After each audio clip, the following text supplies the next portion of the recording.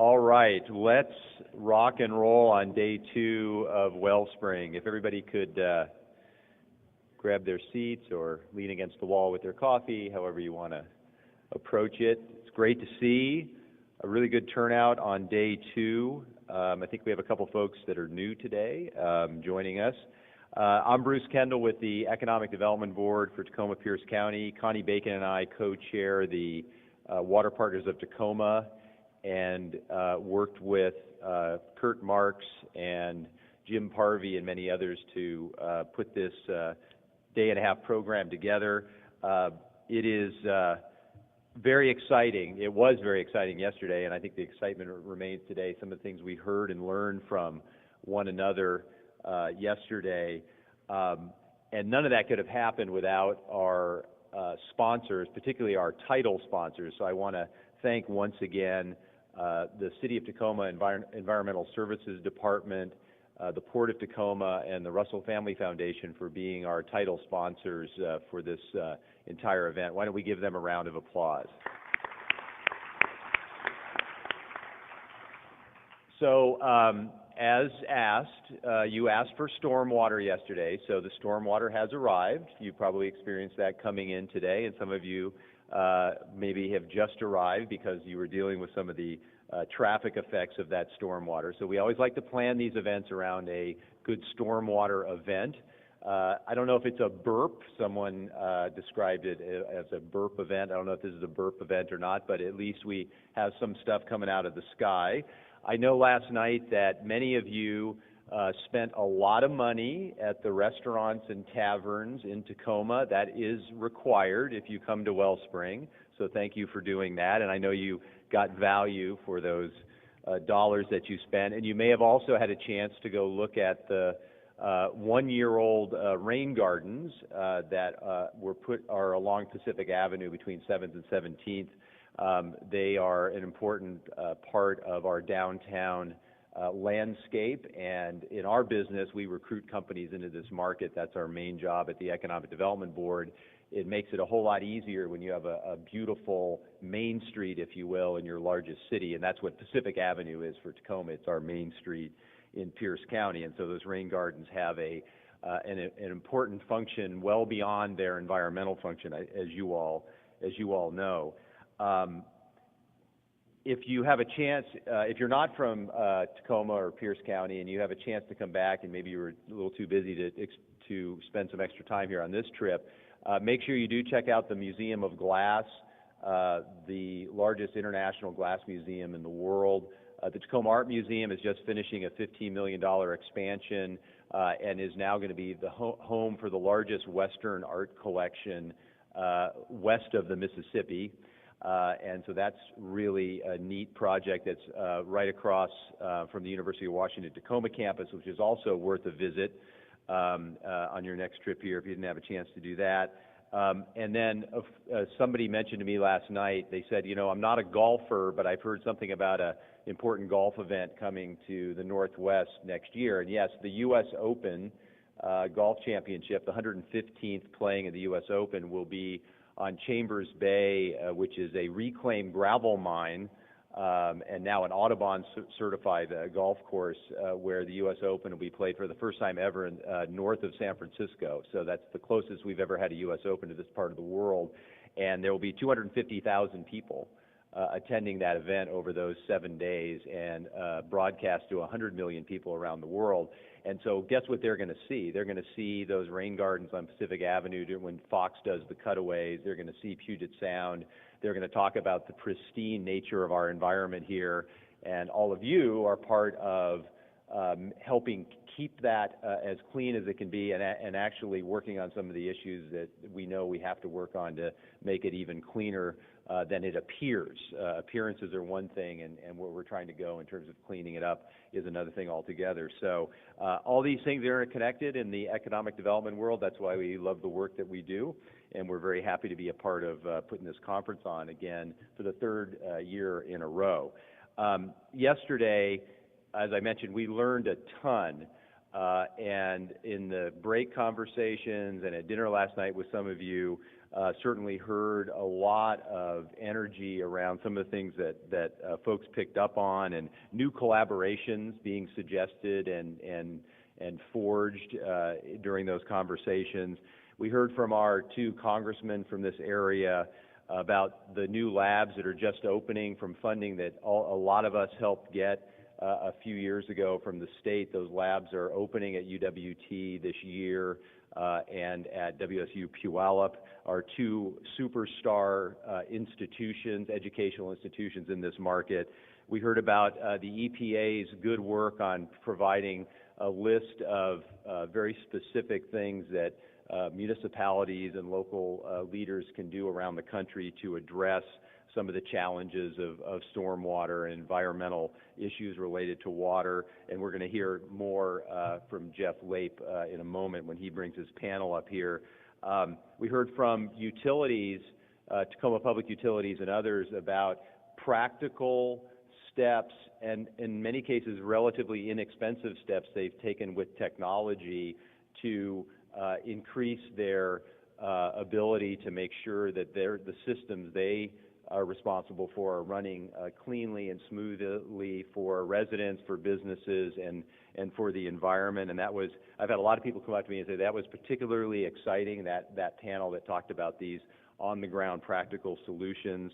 We heard about strategies for reclaimed water as well from our utilities. We heard from Microsoft Research about some of their very strong work being done on flood predictions and other weather incidents that can, in the future, will be able to be predicted from right where you're sitting. You know, what's the weather like over Connie Bacon's head right now, and what's it going to be in an hour?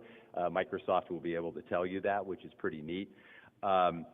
We had a panel on big data, little water, and one of the panelists said, well, it's actually big data, big water also, and then somebody says, well, it's actually a little bit of data because we don't really have big data yet. And so we had this nice discussion about how much data is too much data, and can you have too much data, and so that was fascinating, this combination, you know, gathering information in and what do you do with it when there's so much of it or maybe not enough of it, and so that was a very interesting panel as well.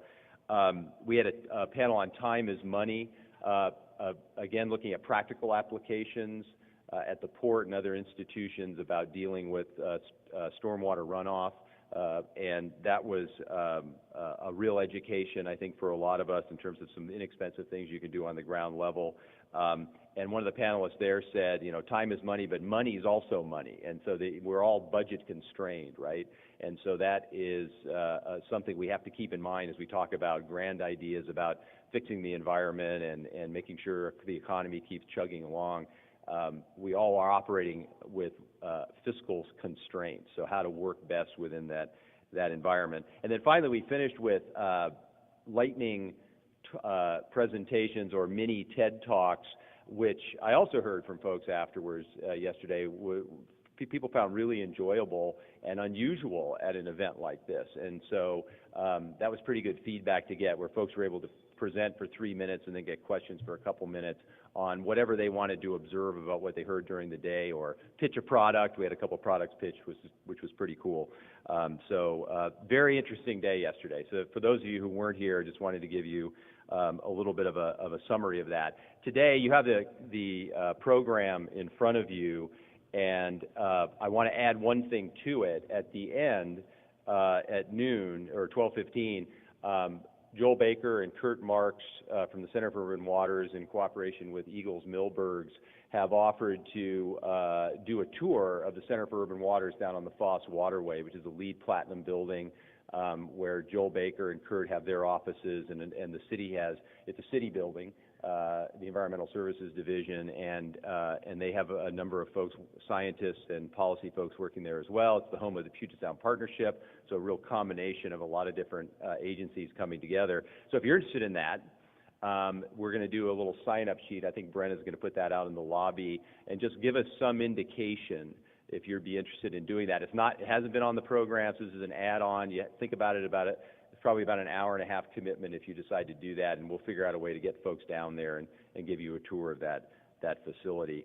I just want to do a quick, as I mentioned that, this is not a commitment, but can you please just do a quick show of hands of folks that might be interested in doing the Urban Waters tour? Okay, 1, 2, 3.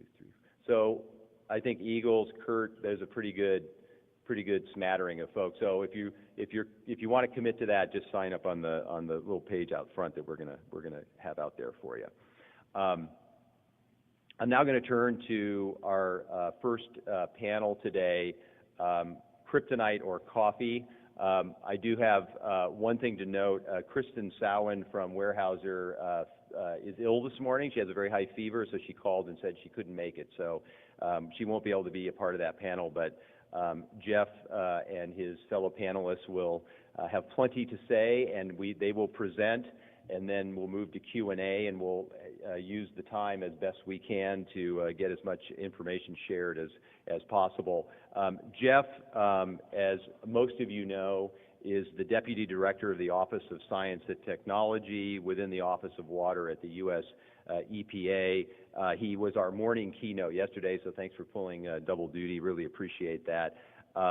He helps lead water quality criteria development, water quality standards implementation, and development of technology-based standards at EPA. He's done work all over the country, in the Northeast, in Chesapeake Bay, and in the West, and we're very fortunate to have him with us for both days of the conference this year. So with that, please join me in welcoming Jeff Lape.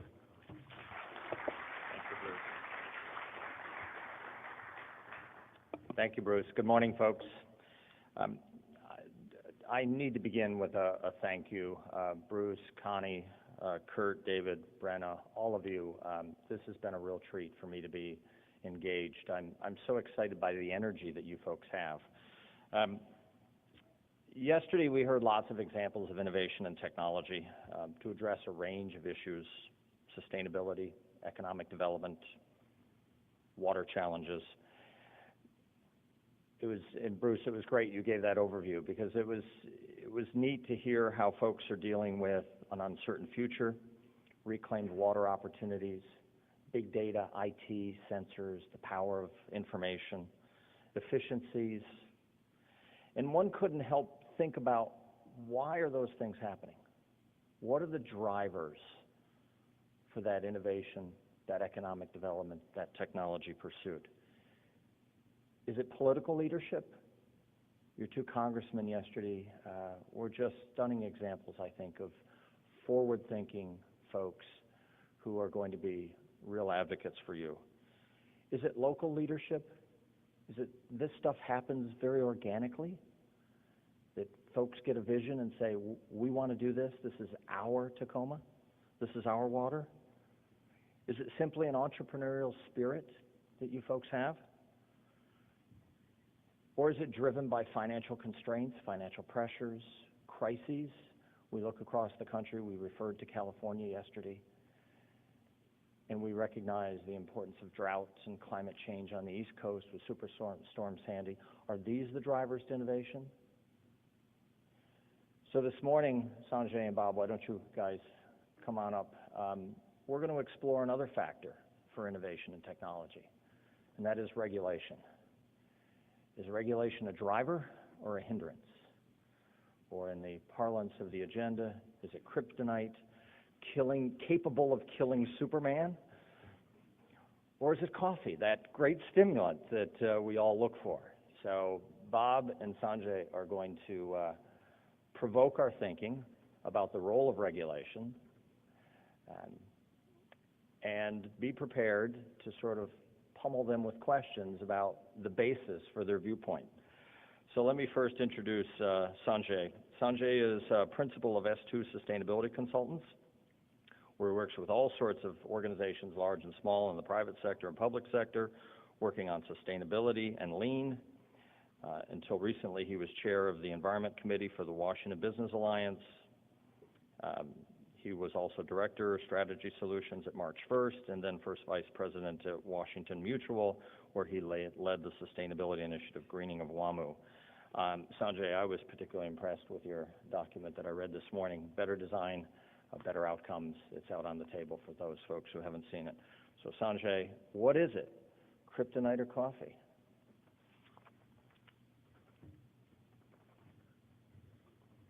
Thank you, Jeff. Good morning, everyone.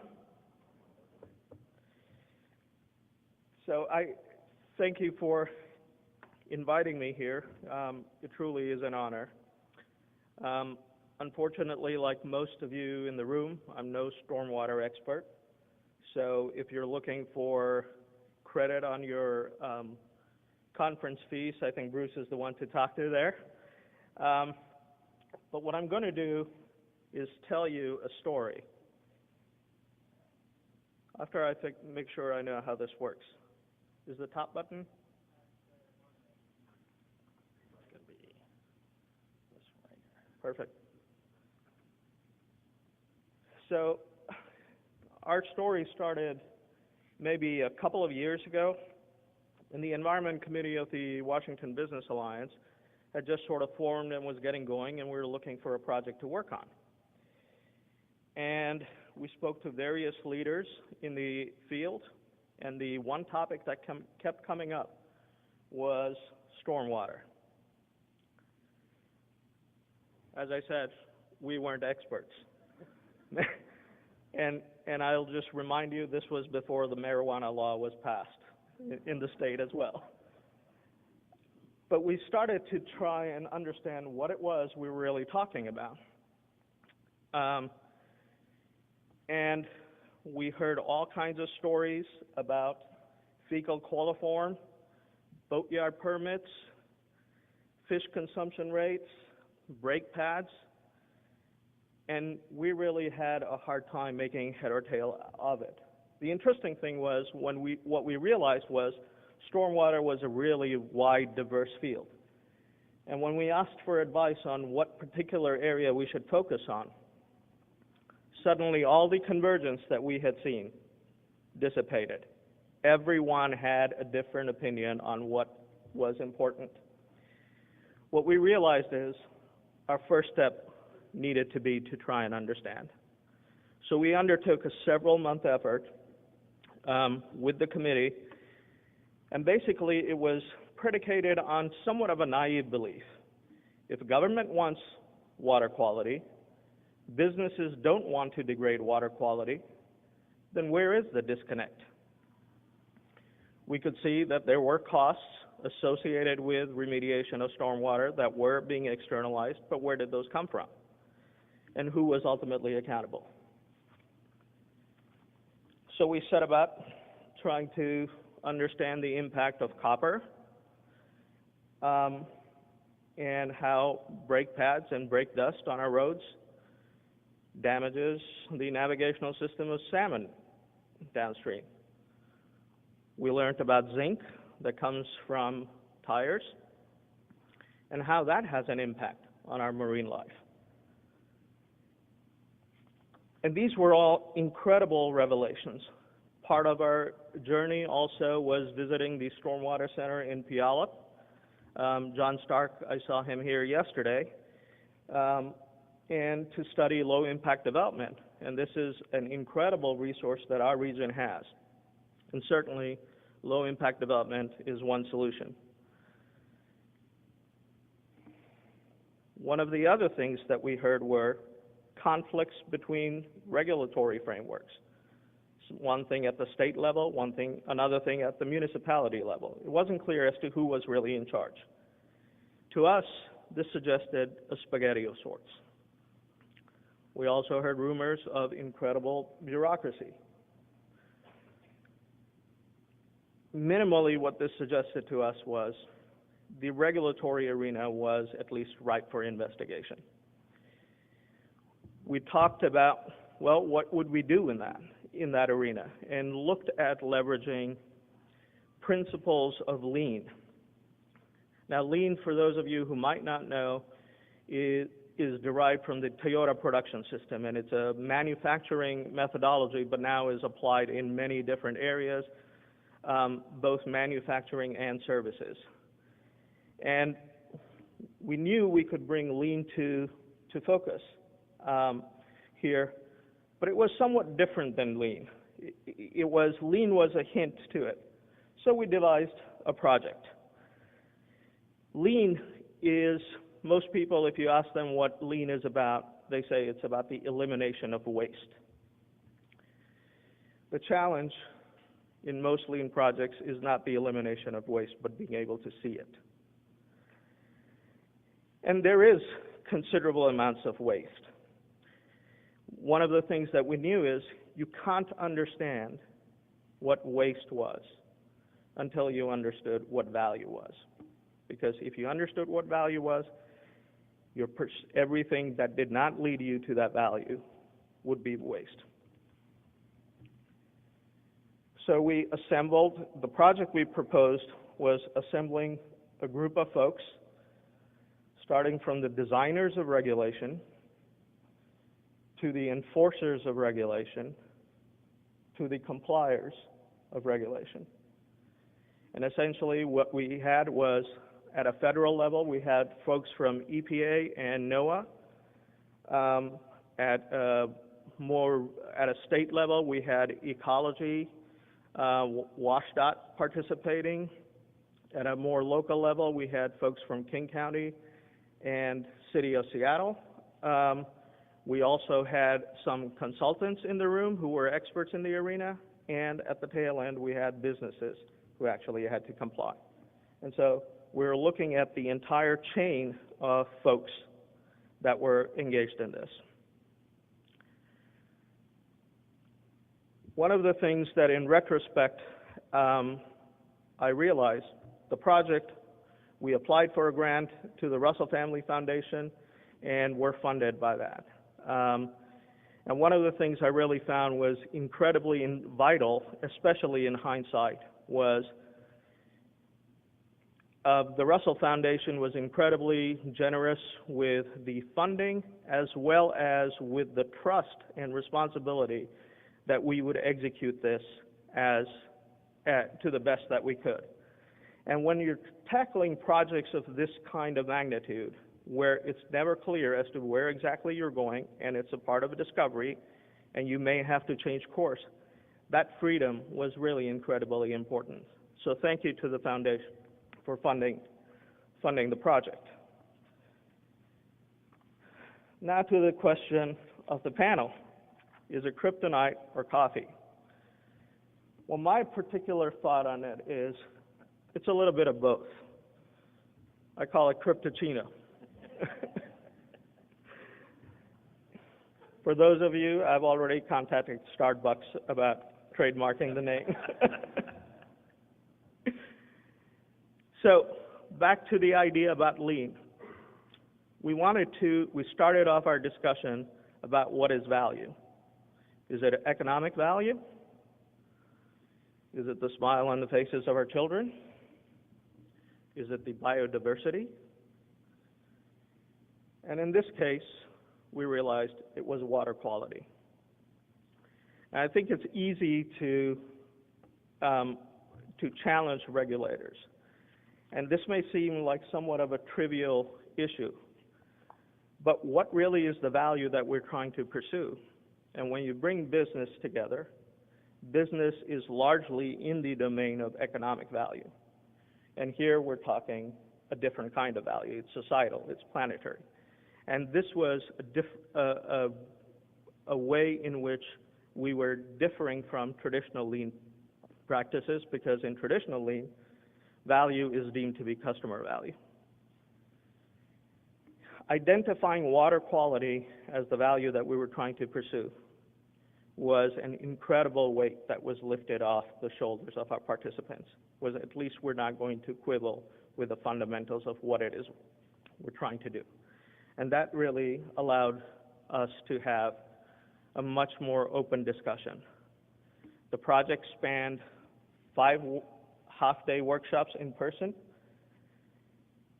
and part of this was producing a process map of how it currently is.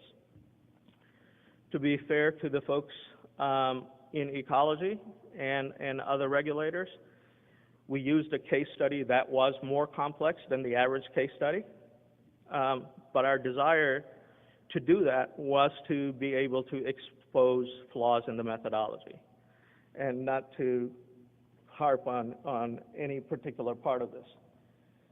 This is actually a process map of the process as we defined it. It was a 4-foot by 17-foot process lining the wall. And what was interesting was most of the people in the room had never seen it all put together in one place.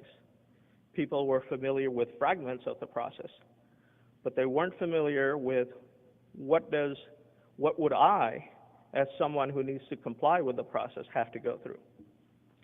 An interesting thing that I'd like to point out is these swim lanes. So swim lanes basically identify the roles that people play. We had 4 swim lanes, actually 3 swim lanes, devoted to government, local government, state government, and federal. And that was insufficient in terms of who was participating. To the average citizen, when you say government, you think one government. There is a multitude of governments. I think participants were really surprised at the magnitude of what the process was, and it was really helpful to put it together in one particular place. What it also exposed is, who is the master? What king do you serve? Do you serve a governmental agency, or do you serve the ideal and the aspiration of better water quality? And this was definitely an insight that we arrived at when we laid out the process map. There was another area which I believe was legitimate confusion. Who is the master? What we discovered was there were multiple thresholds of what constitutes water quality. There's a toxicological threshold, and there's a biological threshold. And in not resolving it before we put it in our process, then we end up burdening the process with the confusion and all the people who participate in the process rather than resolving it initially. There was considerable fragmentation, multiple regulations.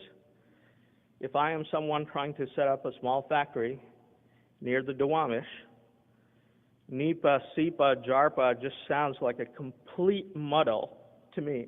And why is it important? The reason for us to try and look at the process in its entirety is probably best highlighted by by a quote by Amory Lovins from the Rocky Mountain Institute. He says, "Optimizing components in isolation tends to pessimize the whole system. You can actually make a system less efficient while making each of its parts more efficient." Optimizing components in isolation tends to pessimize the whole system.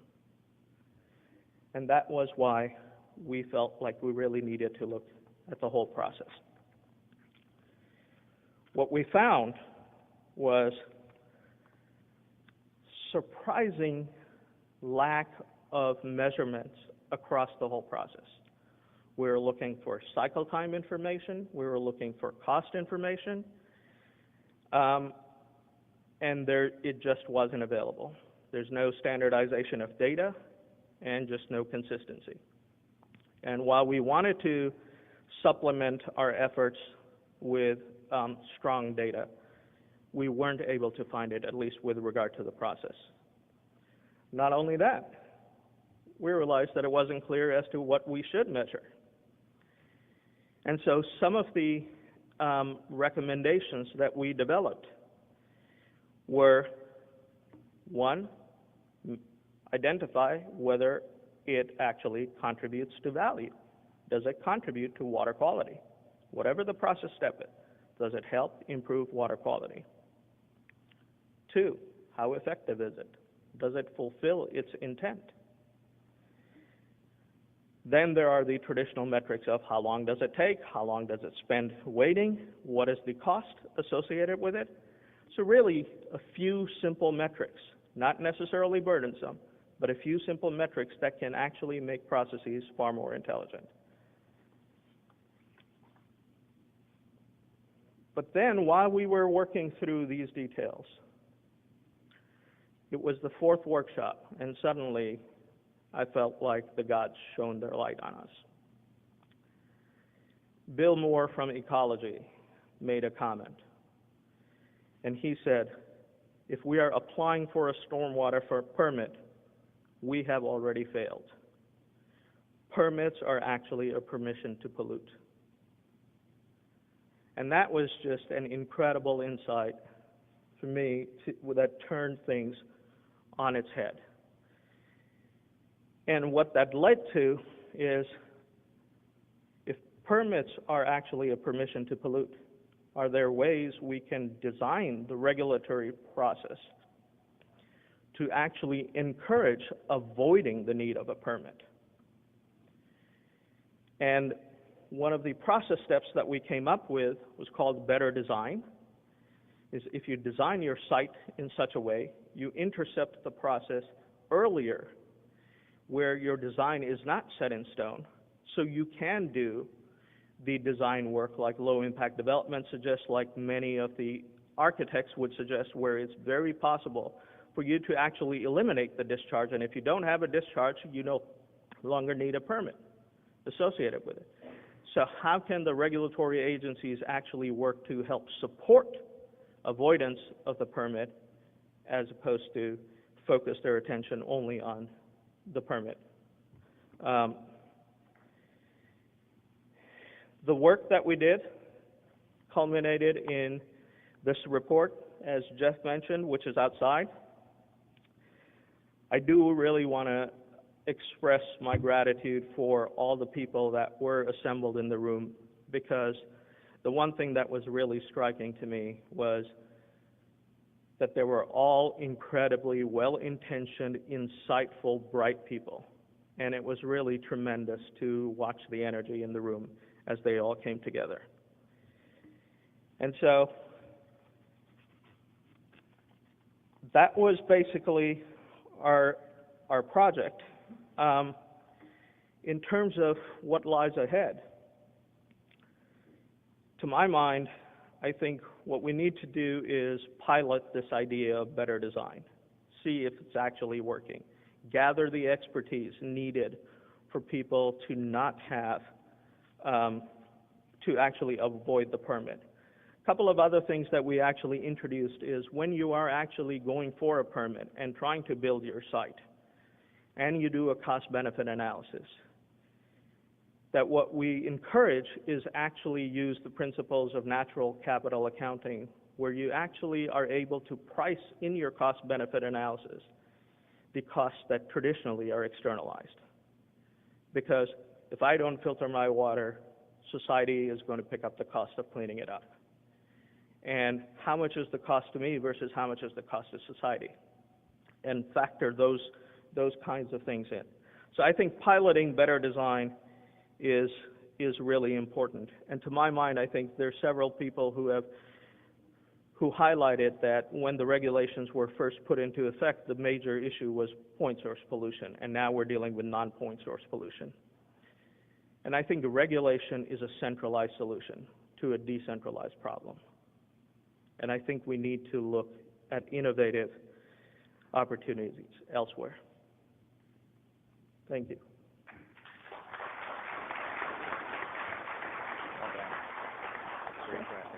Thank you. Thank you, Sanjay. Next up, to answer this question about kryptonite or coffee, Cryptochino? Great one. Sounds like he went right down the middle, doesn't it? I do love the graphic you did of which king do we serve. Oh, that was so powerful. Next up is Bob Adair. Bob is president of Construction, Eco Services, and president of Convergent Water Technologies. He's a passionate driver of new ideas and new technologies aimed at stormwater management. Early career stops in architecture and construction, followed by 20 years building cutting-edge technology companies, prepared him to see the stormwater industry and its myriad of challenges in a non-traditional light. Bob led the formation of the Houston Land Water Sustainability Forum, which helped promote the adoption and implementation of low-impact development in the Houston area. So, Bob, kryptonite or coffee? Some of it's just like short answers. Well, okay, I'm going to give you a short answer. And like Sanjay, I think the answer is both. And that, while that felt like a cop-out to actually put that down on the slide, I thought of so many examples where regulation has been a driver of change in a very positive way. Well, I won't go into examples because we don't have all that much time, but I think we can all think of good examples that would qualify as leadership, as foresight, as guidance. Frankly, the things that Jeff's group and Sally's group do at the EPA are good examples of how leadership translates into regulation based on foresight, and we need that sort of guidance. However, the devil's in the details. It's in the execution of regulatory infrastructure that we have to be careful about what we do and how we do it if we're concerned about the outcome. So let's start with let's just dive right in to stormwater. My business on a day-to-day basis takes me around the country trying to give innovators with new ideas a pathway to the marketplace. So I'm very familiar with the obstacles associated with making innovation happen in the stormwater industry. So I think it's helpful to kind of take a look at where we are with stormwater, what we're asking from the stormwater industry, and to try to determine whether our regulatory infrastructure actually supports that effort. For the last 200 years, stormwater, to the extent that there was an industry, it was really called the drainage industry for up until a few years ago, was asked to get water away from us as quickly as possible on the old Roman model. This is, we've got a really fine point on that pencil. We really understand how to do gray infrastructure associated with drainage. But 20 years or so ago, we started asking the drainage industry to deal with flood control, to flood mitigation. How do we prevent that? We ended up with a lot of big ponds that temporarily store water and have some impact theoretically on attenuation of the flow. The next thing we've asked over the last decade or two has been erosion control. So we knew that we were collecting all this water up into these hard pipes, and which accelerated this new volume of water at our standard, traditional, our natural streams and rivers. And we were blowing out the sides of them. We were making them very inefficient transmission tools for water. And so we had to fix that. Then we asked, over the last decade or so, stormwater industry that is now sort of this nascent industry is really starting to be called stormwater over the last decade. We need to deal with habit protection, which is sort of a spin-off of that erosion control piece. And then, oh, by the way, let's figure out how to clean this water. It's very difficult when you collect water from many, many, many sites into a reducing number of pipes, and then you shoot it into the river. By the time you get to the river, this is a problem you really can't deal with in any significant way. So you have to move back upstream, and you want to try to maybe deal with the water volume by putting some of the water into the ground before it leaves. Now you're starting to talk about slowing the water down, which is the opposite of what we've been doing for 2,000 years, right? So it gets more complicated. And then in the end, what it all really boils down to is this. I think one of the things we've learned over the last 2 days is that water is one type of water classification: stormwater, wastewater, drinking water. It's just water, right? It all is tied together intimately. In the end, the water that falls out of the sky is the source for the water that we need to drink. I'm from Texas, so I'm pretty concerned about this projection for 30 years from now, or 35 years from now. Our water plan in Texas suggests that we're going to build 6 or 7 new reservoirs before this happens. Anybody familiar with how long it takes to get a reservoir done? Not going to happen. We've got issues. We have to deal with these issues. So if I bring nothing else to this conversation today, I'm hoping to bring a sense of urgency and the value of a sense of urgency in solving our problems. So this big shift started with, I think it's important to understand that the shift from gray infrastructure to green infrastructure, number one, was accurately predicted by the EPA, who did a lot of the early funding for Larry Kaufman and the guys in Prince George's County who developed low-impact development in the very early 90s.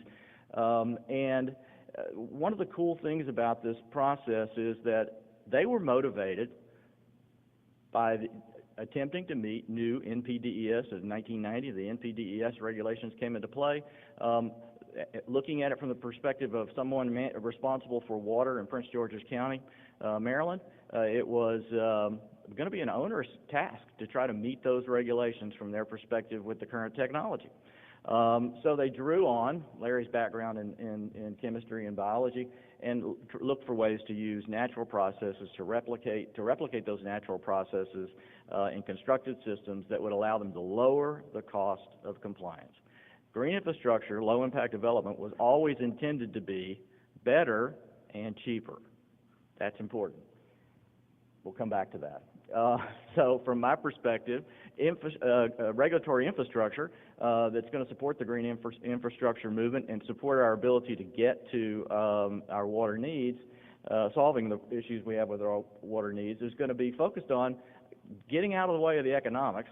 Let's make sure that that's important, because I mean, when we build regulations, that we consider the economic impacts, because if you want something to happen, better and cheaper will make it happen. If you make it more expensive and better, you can force it to happen over time, but it will take a lot longer to get there. And you look at the states around the country where the regulations get in the way of the implementation of green infrastructure, and you see places where it's been in play for 20 years and they still haven't gotten anywhere. Secondly, the green infrastructure paradigm shift provides us an opportunity to rethink everything. Stop and think about it. We've asked the engineering community to take a 180-degree shift in how they do business with respect to management of stormwater on the site. Why should they be the only ones that have to change their way of life, their way of business, their way of thinking? What about the regulators? Shouldn't we not try to manage this green infrastructure, which frankly is a bit amorphous? You know, it's a bit it's soft around the edges. It's really hard to get your hands around sometimes. But we can't expect to manage it the same way we've managed this thing that we have a very fine point on, and we reduce to cut and paste engineering. One of the things that a lot of engineers like about green infrastructure is it actually requires some engineering up front, and it's fun, it's challenging. But if we try to manage it as we do in so many communities around this country, like we've always managed the old stuff, guaranteed failure, not going to work. Also, this sense of urgency. I think we have to pretend, even if we don't believe it, that we're going to run out of water one day, and we need to be doing something about it now, not 3 years from now, not 5 years from now, but now. Let's start now. So if regulations don't support that, that's a problem in my view. And secondly, instead of being married to our prescriptions, our cut and paste models, why don't we start with the end in mind? What do we want to happen? What do we want, go into some of your measurement comments, what do we want to come out of the end of the pipe at the river, or where the river hits the sea? What do we want that to be? Start there and back up from there. What is the performance we're seeking? So I think there are three primary areas, or three areas that I'm going to try to touch on. The last one I'm probably not going to get to, but we'll try. These things are impacted by regulation, and I want to kind of try to apply this filter of how does it impact the economics? Does it allow us to use innovation to solve the problems? Is there a sense of urgency? And does it rely on performance standards? So this product approval process is one of my pet peeves, and this is why Kurt called me, I'm sure. But the idea that we need to do field monitoring over 2 to 3 years at a cost to the producer or the manufacturer of the technology of $500,000 to $750,000 as the gateway to entry into a marketplace is insane. If urgency is important to us, if innovation is important to us, if the economics is important to us, and if we want to get new ideas into the marketplace. To put a 3-year window, a 2-year window in front of that, not gonna help us get where we need to go. And it also eliminates who gets to play, right? So the gentleman that spoke yesterday, Brian? No, I'm sorry, forgotten your name. Talked about barriers to entry to marketplace. If you have a $500,000 to $750,000 barrier in a 2 to 3 year window as a startup before you can get your product into the marketplace, are you likely to be there 3 years from now and be able to actually deliver that product into the market? The answer I know is no. So why are we doing that? First of all, it doesn't have to be that complicated. Verification can be done in a very short period of time. There are many, many ways to do it. The other thing that's really ironic is, and in places where these verification programs exist, you have literally no verification of the vast majority of systems that go on the ground, because those systems are local standards. They were defined and devised by the local authority. Let's take bioretention for an example. Non-proprietary bioretention systems get installed all across communities all around the country. The systems that are there require the processes and the construction methods and the materials that are used are standardized. You're required to do it this way in this marketplace.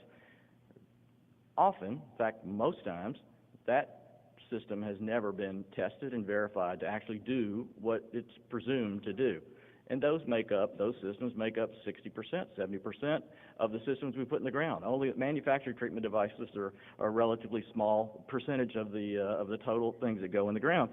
So we're really intent on verifying those manufactured treatment devices, but we don't look at all at the other systems. And when we do, we often get surprised and find out that they're exporting more pollutants from the systems during a rain event than they take into the system during the rain event. We find out that the systems clog quickly and there's a high failure rate. These things make no sense whatsoever. Inconsistencies abound.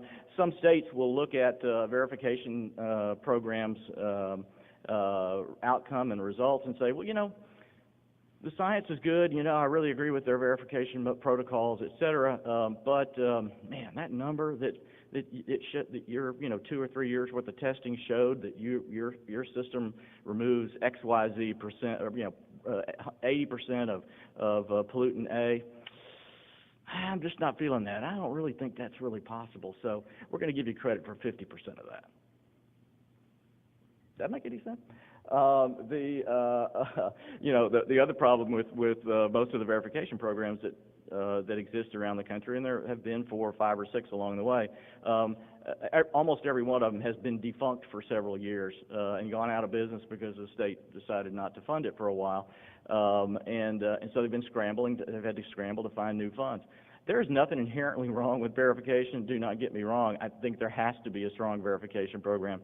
I think what we have to do is retool that thought process to remember that urgency is important, that innovation is important, getting it to the marketplace is critical, that performance is the most important thing, and that if we kill the economics associated with the process, we're dead in the water.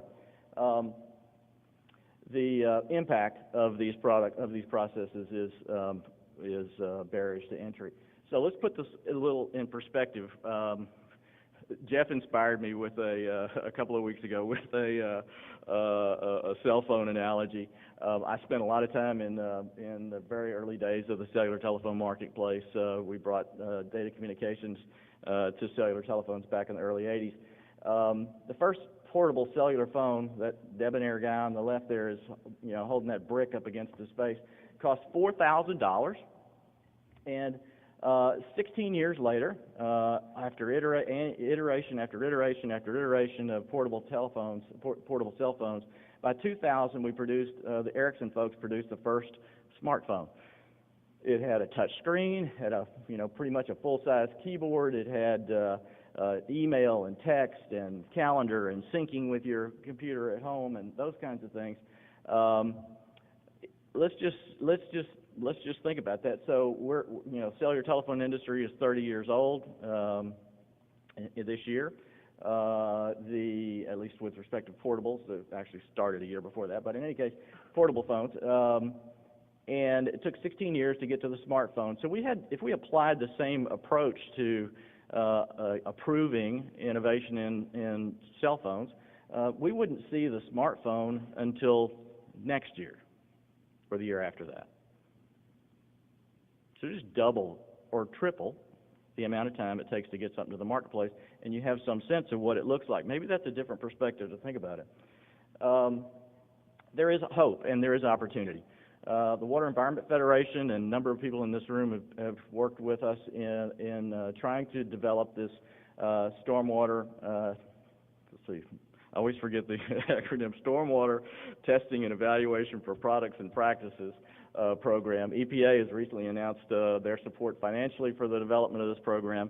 The idea is to develop a national standard verification program where a manufacturer could theoretically, or an innovator could theoretically bring a technology into the verification program one time, and theoretically, again, if all the states adopt it, it would be approved, in essence, for use in all states. Now, every locality may want to add on something to that, and certainly that's their prerogative. But if we have a baseline standard, we can speed this process of getting innovation to the marketplace. And if you're interested, there's a white paper that talks about this whole program at the website. If you just search on STEP at the website, wef.org, you'll find that information. And most of the states, by the way, many of the states anyway, a fair number of states, have sent unsolicited letters suggesting that they would support this program and are anxious to see it happen. I mean, there's a very high cost of being special, where you have to do, where you feel like you have to verify everything that comes through the door in your own state. It's very, very expensive and very difficult to pull off over long term. You guys have undoubtedly the best program in the country here, but again, it doesn't address this time window and urgency to get to market. The other thing that's a big issue in stormwater is that once you get past the verification stage and you take technology to a marketplace, it is hindered by the fact that every city, every state, every county has different rules than the agency next door. So if you get approval in Fairfax County, Virginia, and you're free to market your technology in that marketplace, that doesn't help you at all in Prince George's County. They have a different set of rules. And if you're approved in all the state of Maryland, it doesn't help you at all in the state of Virginia. You've got to go back through the whole process again and convince a whole other set of regulators that your technology is valid and verifiable and all that. And despite the mounting amount of data as you move from one community after community after community and get approvals, that body of approval means nothing to the guy in the next state because it's different here. Our conditions are different. Well, I'm sorry. Our conditions are not that much different from one place to another, and there are lots of analogs we can use to address those specific issues. And if we have controlled environment testing in a verification laboratory, not unlike the one that you have here at Puyallup, which is an awesome facility, that we can replicate the conditions anywhere. To suggest that we can't is just not being intellectually honest. We can absolutely replicate the conditions of any place on the planet in one place with the right science and the right facilities. So this is important because if we have this continuing barrier as we go from city to city, state to state, et cetera, we're just not going to get there. I mean, I'm really concerned that we are not going to get there because of the obstacles we put. Historical, cultural, all reasonable. None of them happened on purpose, and nobody was trying to make this difficult. It's just the way it's happened, and we've got to fix it. And we've got to start focusing on performance and ignoring prescription because it just doesn't help in the green world. So the implementation economics is the big problem associated with these issues here. So a little perspective. What if every city, every county, every state got to decide what kind of railroad track they wanted? So what would that do to interstate commerce, you know? I mean, in the end, all these things are impediments that we've talked about are impediments to interstate commerce. I suspect there's a lawsuit in here somewhere if somebody really wanted to go after it.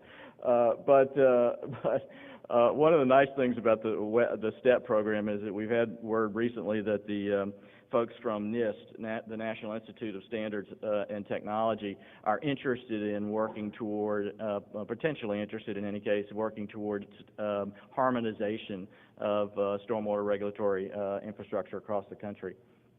I'm going to throw one more curveball in here. Harnessing the power of collaboration and considering bottoms-up sort of drivers, I think is really important. I'm not going to really address the other issues too much. So this stems from our experience in Houston with the adoption of low-impact development. We have no substantial water quality regulations like you guys here have. There are no regulations that require green infrastructure, low-impact development, anything other than standard gray infrastructure. And yet, Houston is a burgeoning hotbed of low-impact development implementation. Huge projects of all sizes, and a high volume of them are going in the ground and have over the last several years.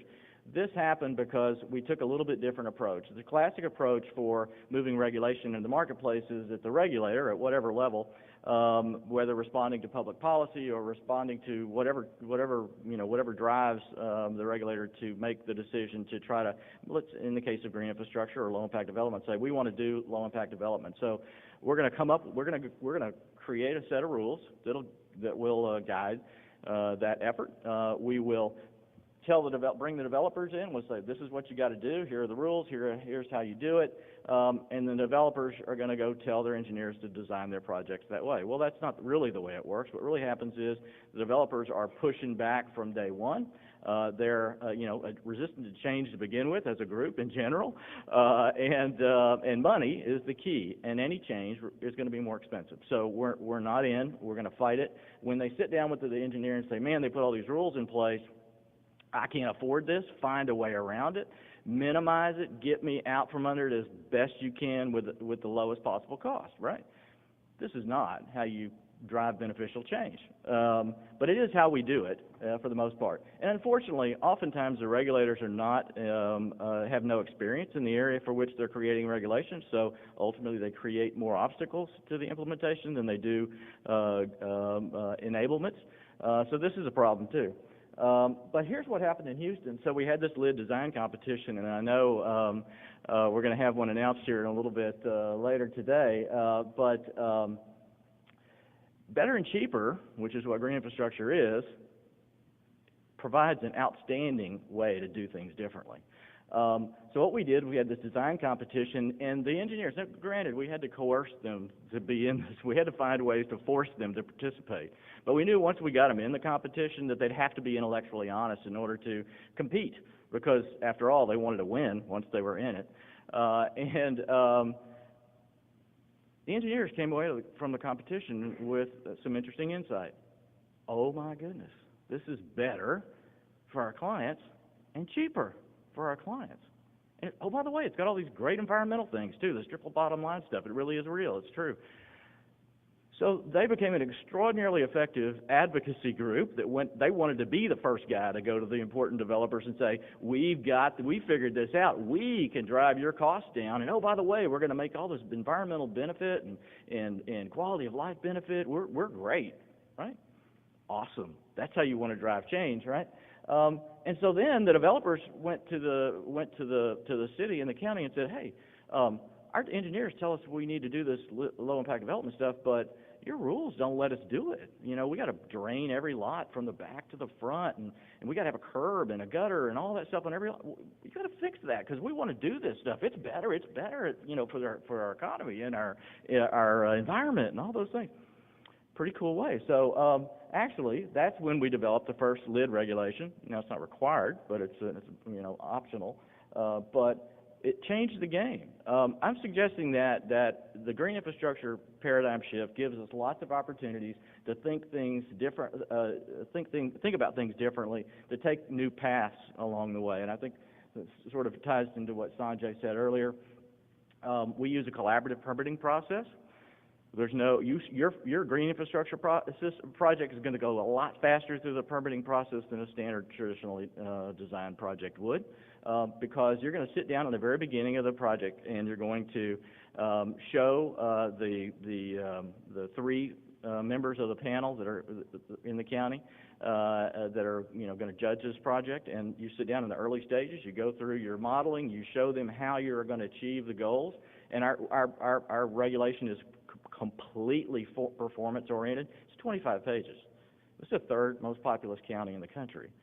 We have a 25-page design guide for low impact development projects. It says we want your the runoff from your site to be under the runoff curve for the pre-development condition at the 5, 10, and 100-year events. Performance. Just show me the performance. Show me how you're going to achieve it. Convince me. I'm just going to pass my smell test, or these three people's smell test. And these people are all very well educated, with deep experience in the old world as well as now in the new world. You write out a list of things that you've all agreed to in terms of changes they've suggested, or that or things that you've put into your model that you want them to buy into. Anyway, so you write this list. You get a copy of the document when you leave, and when you come back to submit your final design for permitting, you submit that piece of paper, and if all the boxes are checked, you've met all the things that were agreed to in that meeting, you get a permit. So one other final thing, and that goes back to this whole managing green like gray. In some ways, we have to. One of the things that happens with low impact development, and for me, the keystone element of low impact development is bioretention. So you should be surprised to know that around the country, roughly 50% of all bioretention systems fail in the first year. Mind-boggling. We're really relying on this stuff to be our new water infrastructure, and the problem is that it doesn't have to fail. We're not taking care of the construction process. We're not doing any oversight. If I'm going to put a traditional drainage system on our property, I dig the trenches, I put the pipes in. I don't cover the pipes up until I call the code enforcement folks, and they send an inspector, and they make sure the pipes are bedded properly, and they make sure the outfall is at the flow line, or the invert of the pipe leaving the site is at the right elevation, and then I can cover everything up. We don't do that with bioretention systems. Why?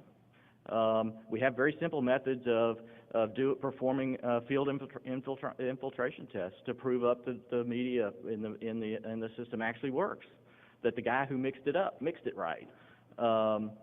We don't have those sort of performance requirements. I think we have to raise the bar on our expectation for performance, and we have to verify, trust but verify. So the litmus test let's see, I forgot, what was it, does regulation help or hinder? Whatever, we'll skip that. So economics, does the regulation get in the way of the economics? If it does, it's not good. Is innovation and the ability to adopt new things as new ideas come into the marketplace. Does our rule, do we have an approved products list that gets updated every 5 years? Supposedly, but usually it's 7 to 10 because we don't really have the staff to go through all that stuff. Do we have the ability to rapidly adopt new ideas that we discover work? Does the regulation reflect our sense of urgency about our need for water supply support? And are we measuring by what's important, or by, the use of our favorite design details? What's important is performance. So that is my conclusion. Thank you. Thank you, Bob.